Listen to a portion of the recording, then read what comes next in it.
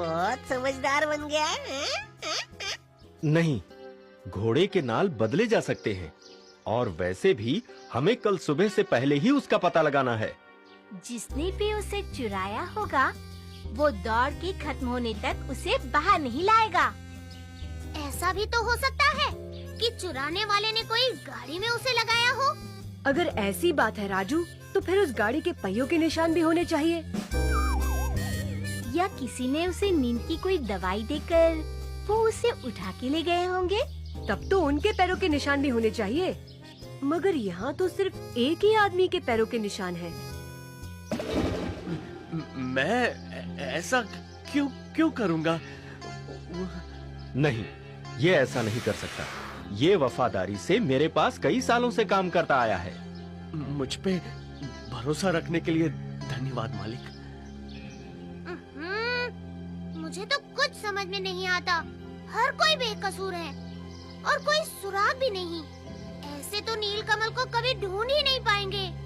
राजू शांत हो जा। अगर ठंडे दिमाग से सोचेंगे तो सब कुछ धीरे धीरे समझ में आ जाएगा। क्या ऐसा हो सकता है कि नीलकमल के नाल यहीं बदले गए हो और फिर उसे? नहीं, ये होना नामुमकिन है क्योंकि नाल बदलना कोई आसान काम नहीं है।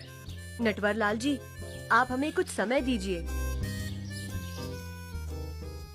ये जरूर कोई मजाक है। जब भी हम कुछ कहते हैं वो कोई सफाई देकर हमें गलत साबित करता है। अरे राजू, शांत हो जा। उसने जो भी कहा ठीक ही कहा। तो क्या हम उस मुलजिम को पकड़ नहीं पाएंगे?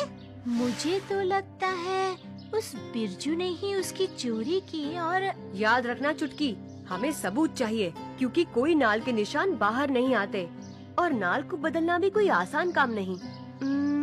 मुझे लगता है उस घोड़े को तबेले के अंदर ही छुपाया गया है। मगर अंदर कैसे छुपाया जा सकता है? वही तो पता लगाना है।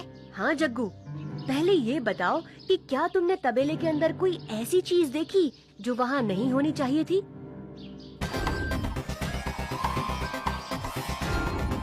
हाँ, एक काले पेंट का डिब्बा दिखा था। अब आई बात समझ में। क्या?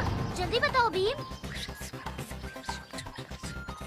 मानना पड़ेगा भीम, आज से मैं रोज शतरंज खेलूंगा और तुम्हारे जैसा समझदार बनूंगा।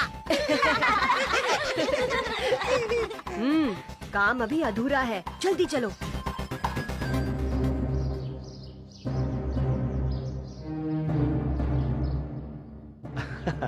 आ गए बच्चों? आ गए और नीलकमल को भी साथ लेकर आए हैं। हाँ? थोड़ा सब्र कीजिए, आपको कुछ ही देर में सब कुछ समझ में आ जाएगा। आपकी इजाजत हो तो मैं सारे घोड़ों को एक साथ देखना चाहता हूँ। हाँ हाँ, क्यों नहीं?